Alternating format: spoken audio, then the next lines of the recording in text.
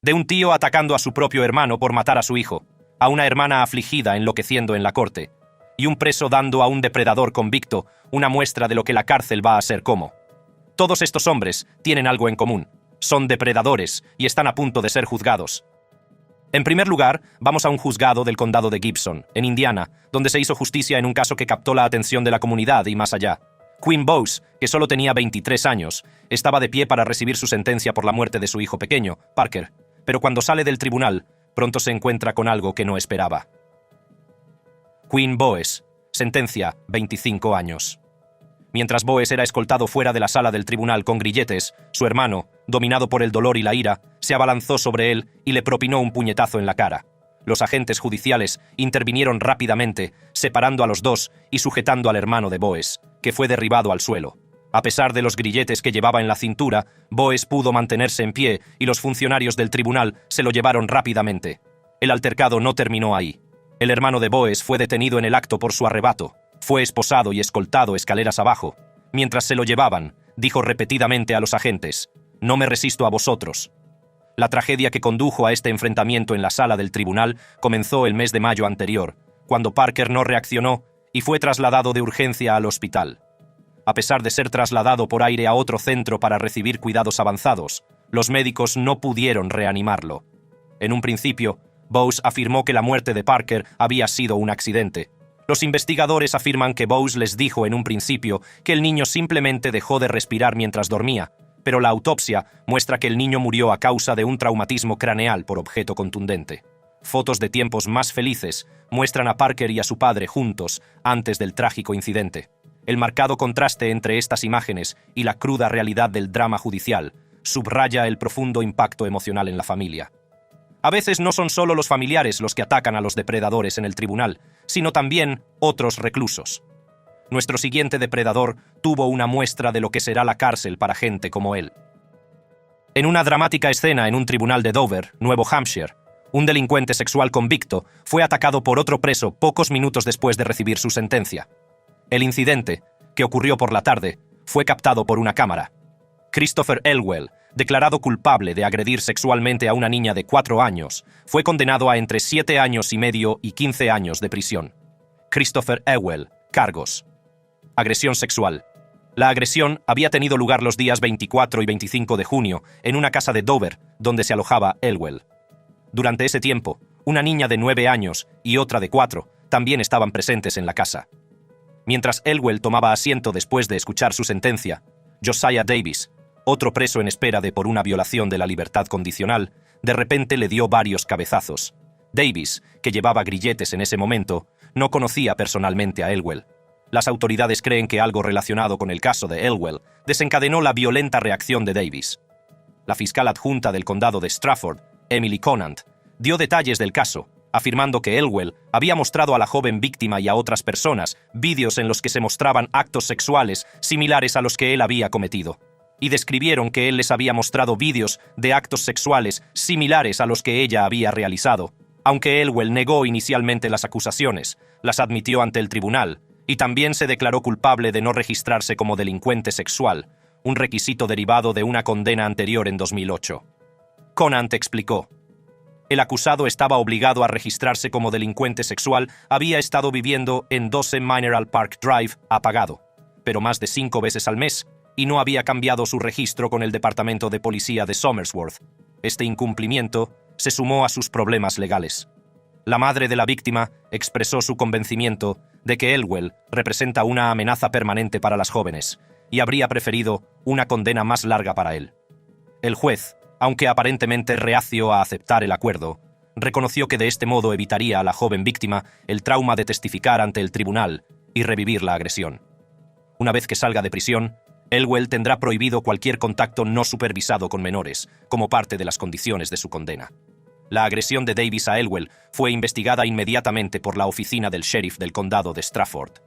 Como parte de un acuerdo de culpabilidad limitado, Davis recibió una sentencia de entre 2 y 6 años de prisión por sus diversos cargos, según la fiscal adjunta del condado, Emily Garrod. Una declaración de culpabilidad limitada significa que el acusado se declara culpable, con la garantía de que el juez no le impondrá una pena superior a un plazo o rango máximo predeterminado. Josiah Davis. Sentencia: 2 a 6 años. Este impactante incidente pone de relieve las intensas emociones y las reacciones volátiles que pueden provocar los casos de agresión sexual a menores, incluso entre otros reclusos. Nuestro siguiente caso nos muestra un instante en el que los familiares se han hartado de ser las víctimas. A continuación, vamos a un juzgado del condado de Milwaukee, en Wisconsin, donde Jeffrey Dahmer comparece ante el juez Lawrence Graham. Jeffrey Dahmer está acusado de 2 cargos de asesinato en primer grado y 13 cargos de homicidio intencional por asesinatos en serie en Milwaukee. Jeffrey Dahmer: cargos asesinato en primer grado, 13 cargos de homicidio intencional por asesinatos en serie. Las víctimas de Dahmer eran predominantemente adolescentes y hombres jóvenes, con edades comprendidas entre los 14 y los 31 años. Se aprovechaba de su vulnerabilidad, a menudo eligiendo a los marginados o a los que se encontraban en situaciones desesperadas. Una de sus víctimas más jóvenes fue Conerak Sintasomphone, un chico laosiano de 14 años al que Dahmer atrajo con promesas de dinero y amistad. Otra fue Errol Lindsay, de 19 años, cuyo trágico destino se conoció ampliamente gracias al arrebato emocional de su hermana, Rita Isbell, durante el juicio de Dahmer. Errol Lindsay tenía solo 19 años cuando se convirtió en una de las 17 víctimas de Dahmer, asesinadas entre 1978 y 1991. En la vista de la sentencia de Dahmer en Milwaukee, Wisconsin, la impactante y desgarradora declaración de Rita Isbell dejó una huella indeleble en todos los que la presenciaron. Rita empezó su declaración con calma, pero pronto perdió el control, desbordada por la ira y el dolor. Cargó contra Dahmer, gritando: «Mi nombre es Rita Isbell y soy la hermana mayor de Errol Lindsay». La sala quedó atónita ante lo que sucedió a continuación. «Como quiera que te llames, Satanás, estoy furiosa. Así es como actúas cuando estás fuera de control». En una entrevista de 1992, Rita explicó que su arrebato no fue solo por ella, sino por toda su familia. «Todos tuvieron que sentarse y aguantarse», dijo. «Lo que él vio de mí es lo que Errol habría hecho. La única diferencia es que Errol habría saltado por encima de esa mesa. No quiero que mi madre vuelva a pasar por esto. Nunca, Jeffrey.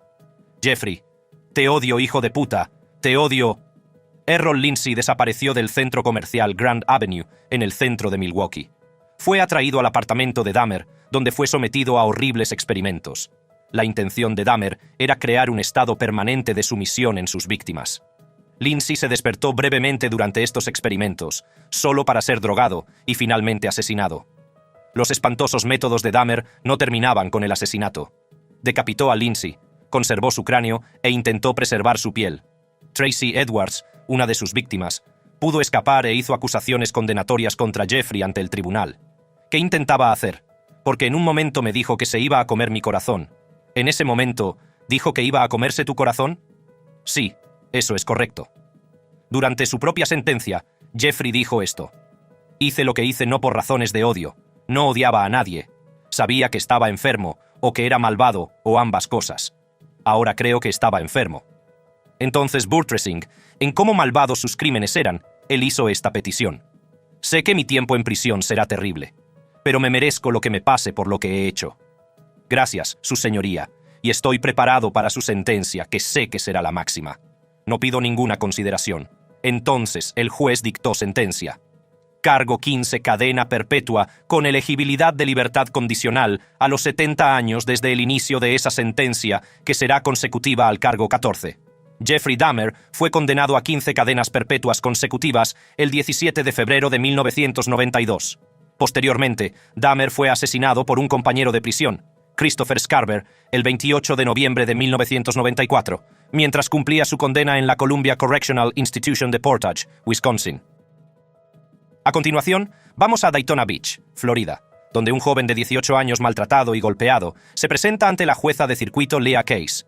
Raymond Frolander fue sentenciado a 25 años de prisión por abuso lascivo de un niño de 11 años. Raymond Frolander. Cargos: abuso sexual, lascivo y lascivo.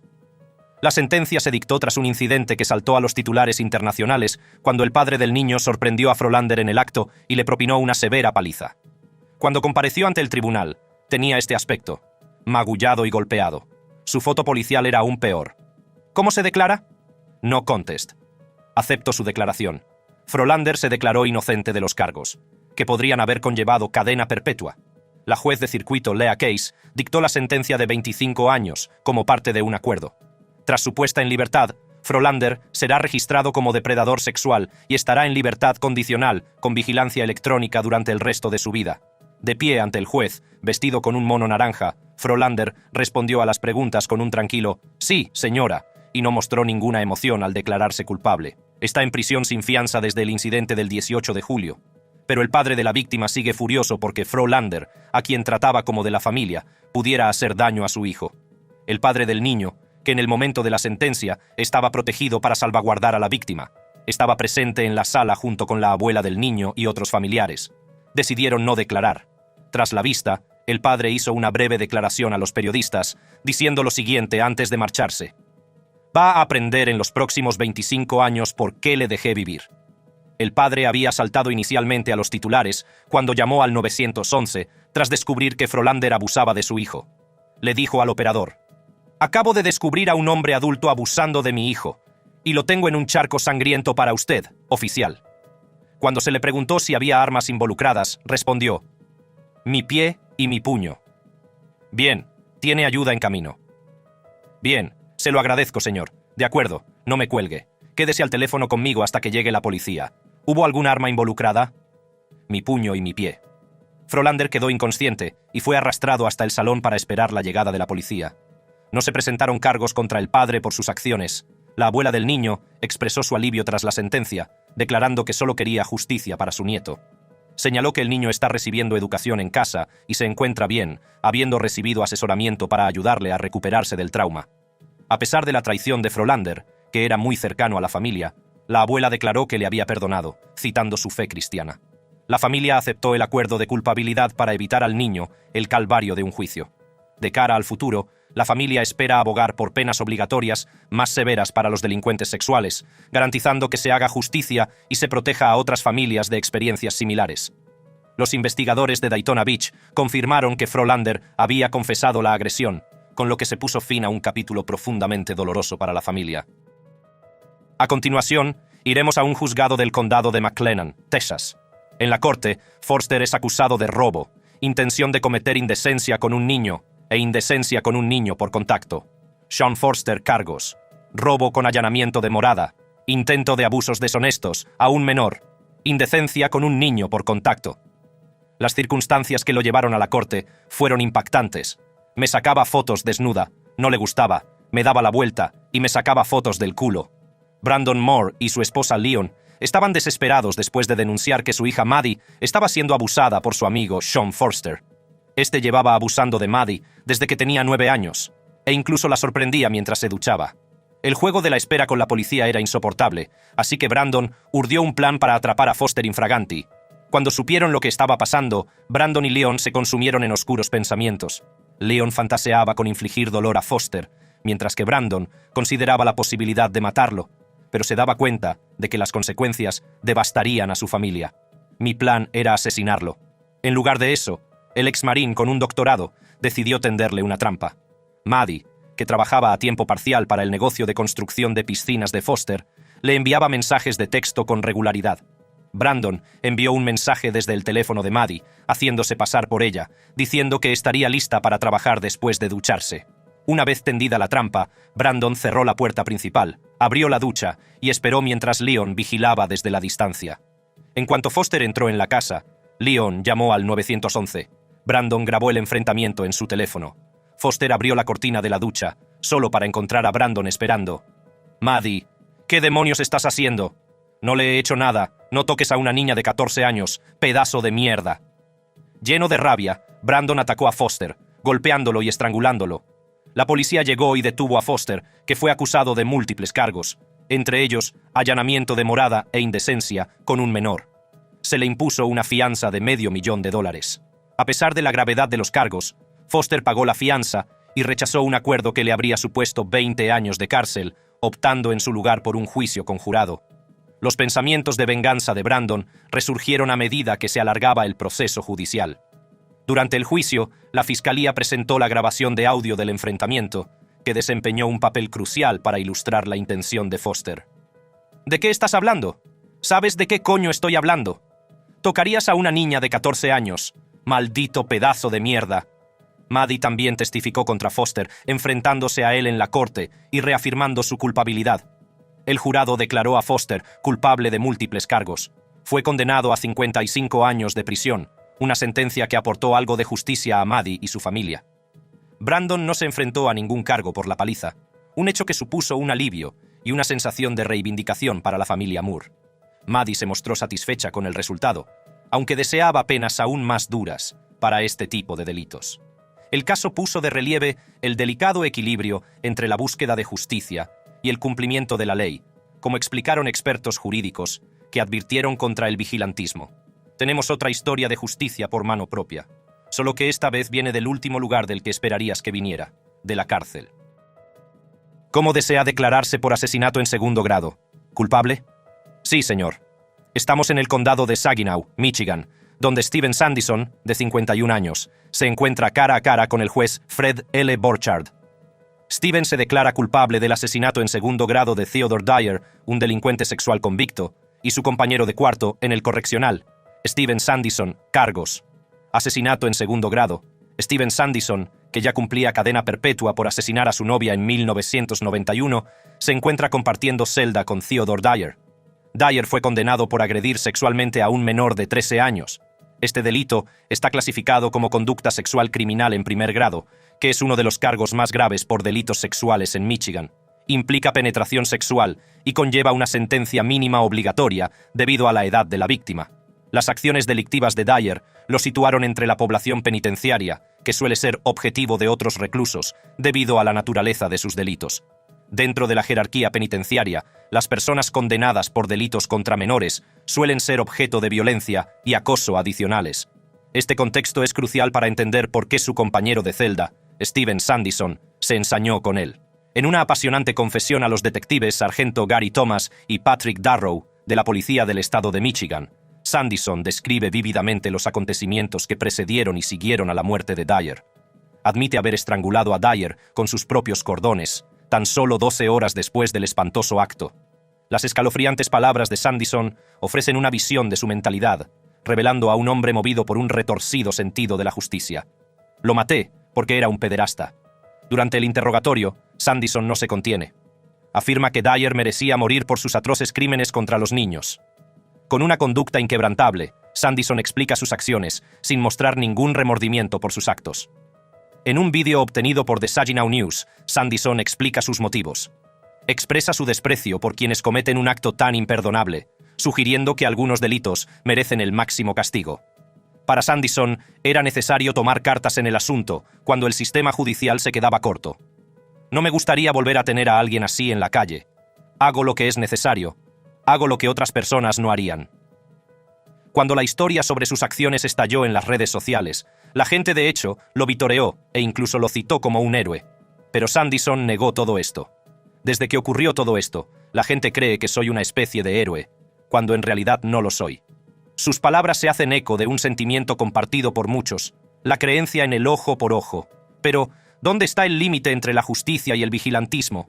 Solo hice lo que creí mejor en el tiempo que se me concedió. No me siento mal por lo que hice. Ya sabes, me siento mal por tal vez las familias, su familia o algo así. Pero en cuanto a remordimientos hacia él, no. Mientras Steven Sandison mató a un abusador por abusar de otra persona, nuestra siguiente persona mató a su abusador cuando se hizo adulto. Finalmente, vamos al Tribunal Superior del Condado de Sussex, donde Clark Fredericks se declara culpable de homicidio pasional, provocado, un delito de segundo grado. Clark Fredericks, cargos, homicidio involuntario. ¿Qué lo trajo aquí? Mató a su abusador. Desde que tenía 8 años hasta los 12, fui agredido sexualmente y violado por Dennis Pegg. El 12 de junio de 2012, Clark Fredericks se enfrentó a Dennis Pegg, un hombre de 68 años que había sido amigo íntimo de la familia y líder de los Boy Scouts. Pegg también había trabajado como funcionario de prisiones del condado de Sussex.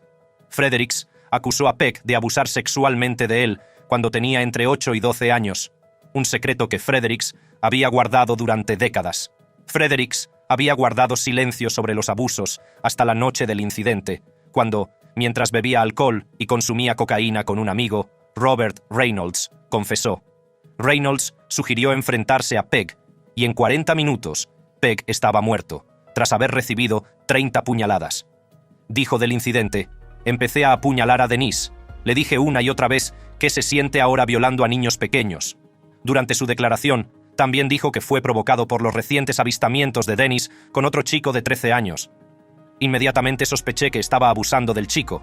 Me hizo recordar mi propia infancia. El juez del Tribunal Superior Thomas Critchley, que presidía el caso, condenó a Fredericks a 5 años de prisión estatal por homicidio pasional, provocado, un delito de segundo grado. Aunque inicialmente se le acusó de asesinato en primer grado, las pruebas de los malos tratos infligidos a Fredericks condujeron a una acusación reducida. En la primavera de 2011, vi a Dennis Pegg con un chico de unos 13 o 14 años en el Quick Check de Newton. No siento que esté sentenciando a alguien que estaba comprometido con un estilo de vida criminal. Lo que le pasó de niño le hizo estallar. Durante las más de 3 horas que duró la vista para dictar sentencia, todas las partes coincidieron en la gravedad de los abusos sufridos por Fredericks en el pasado. El juez reconoció las singulares circunstancias, pero se abstuvo de reducir aún más la condena. A pesar de los desgarradores detalles, tanto el juez Critchley como el fiscal adjunto primero del condado de Sussex, Gregory Mueller, hicieron hincapié en que matar nunca es una solución. No recomiendo a nadie que siga mis pasos. Por muy doloroso que pueda parecer, insto a todo el mundo a denunciar los abusos y llevar a los autores ante la justicia a través del sistema legal. El caso también afectó profundamente a la familia de Pegg. El fiscal adjunto Mueller leyó una declaración de ellos, en la que reconocían posibles irregularidades por parte de Pegg, pero condenaban las acciones de Fredericks. No solo perdieron a un ser querido, sino también un recuerdo. En lugar de seguir los cauces legales, Fredericks eligió acabar con la vida de Pegg ilegalmente. El tribunal escuchó a los psicólogos de ambas partes, llegando a la conclusión de que Fredericks había actuado bajo una provocación significativa debido a los abusos sufridos. Con esto llegamos al final de este vídeo. Para ver más vídeos interesantes como este, haz clic en las tarjetas de tu pantalla.